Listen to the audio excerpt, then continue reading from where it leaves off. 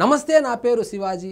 Welcome to our channel. కూటమి ప్రభుత్వము ఇప్పటి వరకు తీసుకున్నటువంటి డెసిషన్స్ ఏదైతే ఉన్నాయో వాటిలో బెస్ట్ డెసిషన్ అని చెప్పొచ్చు ఇది. ఎందుకంటే ఈ వైఎస్ఆర్సీపీ వాళ్ళు ఏం చేస్తున్నారంటే డెవలప్మెంట్ జరుగుతూ ఉన్నా ఫేక్ ప్రచారం చేస్తారు, ఒకవైపు రాజధాని కడతా ఉన్నా ఫేక్ ప్రచారం చేస్తారు, ఎవరికైనా ఉద్యోగాలు వస్తూ ఉన్నా ఫేక్ ప్రచారం చేస్తారు, ఏదైనా మంచి కార్యక్రమం జరుగుతున్నా ఫేక్ ప్రచారం చేస్తారు, కులాల మధ్య మతాల మధ్య ప్రాంతాల మధ్య చిచ్చులు పెడతారు, దేవుళ్ళ మధ్య ముఖ్యంగా తిరుమల తిరుపతి దేవస్థానానికి సంబంధించి వీళ్ళు చేయనటువంటి ఫేక్ ప్రచారమే లేదు.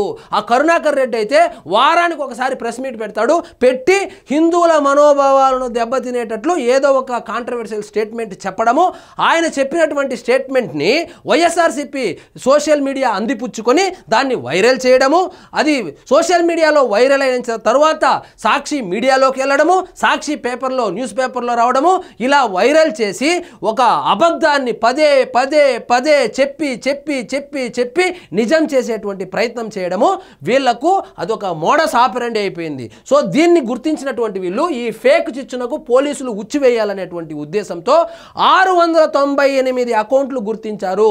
ఎవరెవరైతే కులాల మధ్య మతాల మధ్య ప్రాంతాల మధ్య చిచ్చులు పెట్టాలని చూస్తున్నారో, అసత్య ప్రచారం చేయాలని చూస్తున్నారో, అసత్య ప్రచారాన్ని నమ్మించేటువంటి ప్రయత్నం చేయాలని చూస్తున్నారో వాళ్లకు ఉచ్చు బిగించాలని చెప్పి ఇప్పుడైతే మంచి డెసిషన్ అయితే తీసుకోవడం జరిగింది.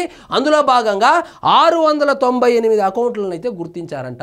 వీళ్ళు ఏంటంటే ముందుగా ఒక వీడియో విడుదల చేస్తారు, ఆ వీడియో సోషల్ మీడియాలోకి రాగానే బాగా వైరల్ అవ్వగానే ఆ సదరు సోషల్ మీడియా అకౌంట్లో నుంచి డిలీట్ చేసేస్తారు, దాన్ని వాట్సాప్ గ్రూపుల్లో తిప్పుతారు.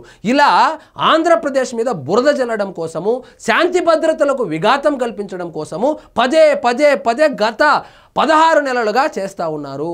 సో జనాలు ఎంతవరకు నమ్ముతారనేది పక్కన పెడితే వీళ్ళైతే కనుక గోరీ గజనీ మహమ్మద్లాగా వీళ్ళు ప్రయత్నం అయితే చేస్తూ ఉన్నారు. ఇప్పుడు వాళ్ళకు చెక్ పెట్టడానికి ఆ విష సంస్కృతి ఏదైతే ఉందో ఆ విష సంస్కృతి వ్యాప్తి చేస్తున్న వ్యక్తులపైన నిఘా పెట్టారు.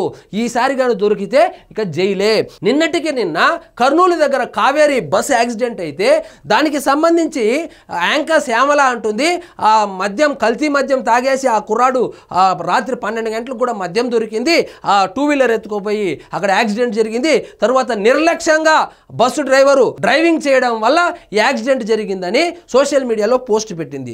దానికి సంబంధించి కర్నూలు డిఎస్పీ ఆఫీస్ నుంచి నోటీసు వస్తే విచారణకు హాజరయ్యి ఆమె ఏం చెప్తుందంటే నాకేం సంబంధం లేదు, మాకు స్క్రిప్టు వైఎస్ఆర్సీపీ పార్టీ నుంచి వస్తుంది, దాన్ని మేము చదువుతాము లేకపోతే సోషల్ మీడియాలో పోస్ట్ చేస్తాము, నేను ఆ ఇన్సిడెంట్లు చూడలేదు, నాకు ఆ బస్సు గురించి కానీ ఆ బస్సు యాజమాన్యం గురించి కానీ అక్కడ మద్యం అతను సేవించాడా లేదా ఆ విషయాలు కూడా నాకు తెలియదు అని చెప్పిందంటే ఎంత బాధ్యతారాహిత్యమైనటువంటి అధికార ప్రతినిధులు ఈ వైఎస్ఆర్సీపీ పార్టీలో ఒక్కసారి ఊహించుకోండి. సోషల్ మీడియా పోస్టుల ద్వారా కుల ఘర్షణలు రెచ్చగొడుతున్న వారిపై సీరియస్, 3 నెలల్లో వేరి పారేసేందుకు పక్కా ప్రణాళిక, విష సంస్కృతి వ్యాప్తి చేస్తున్న వ్యక్తులపై నిఘా, వారి 698 సోషల్ మీడియా ఖాతాలను గుర్తింపు. నిన్నటికి నిన్న పిఠాపురం నియోజకవర్గంలో ఏం చేశారంటే ఈ తుఫాను బాధితులు ఎవరైతే ఉన్నారో తుఫాను ప్రభావిత ప్రాంతాల్లో 50 కేజీలు ఇవ్వండి, కొంచెం తక్కువగా ప్రభావితమైనటువంటి ప్రాంతాల్లో 25 కేజీల బియ్యం పంచాలని చెప్పిందనే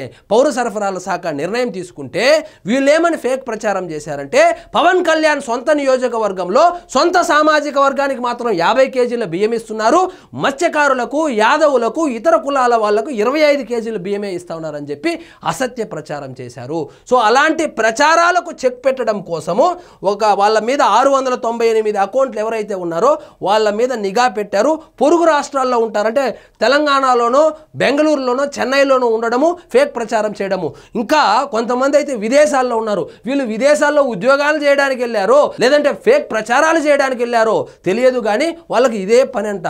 మొత్తానికి తస్మాత్ జాగ్రత్త, రేపొద్దున కేసులు పెడితే మీ పార్టీ వాళ్ళు బోరుగడ్డ అనిల్ ఏమయ్యాడు, వర్రా రవీంద్రారెడ్డి ఏమయ్యాడు, శ్రీరెడ్డి ఏమైంది, మీకన్నా ఎక్కువగా పోస్టులు పెట్టేవాళ్ళు, మీకన్నా ఎక్కువగా అత్యుత్సాహంగా వాళ్ళు సోషల్ మీడియాలో పోస్టులు పెట్టడం కానీ మాట్లాడడం కానీ జరిగేది. ఈరోజు ఎక్కడున్నారో కూడా తెలియలేదు. సో ఈ 698 మంది ఎవరైతే ఉన్నారో వీళ్ళ మీద కేసులు పెట్టినా కూడా రేపు పొద్దున ఈ 698 మంది ఎవరైతే ఉన్నారో వాళ్ళ పరిస్థితి కూడా అంతే. వైఎస్ఆర్సీపీ పార్టీ అంటేనే క్యాడర్ని వాడుకోవడము వదిలేయడం అని చెప్పి దయచేసి గమనించండి. నిన్నటికి నిన్న ప్రత్యక్ష ఉదాహరణ శ్యామలానే. శ్యామలాకి స్క్రిప్ట్ పంపించారు, పాపం చదివేసింది. ఇప్పుడు నోటీస్ వచ్చింది. నోటీసులో 65 ప్రశ్నలు అడిగితే ఏ ప్రశ్నకు ఆమె దగ్గర సమాధానం లేదు.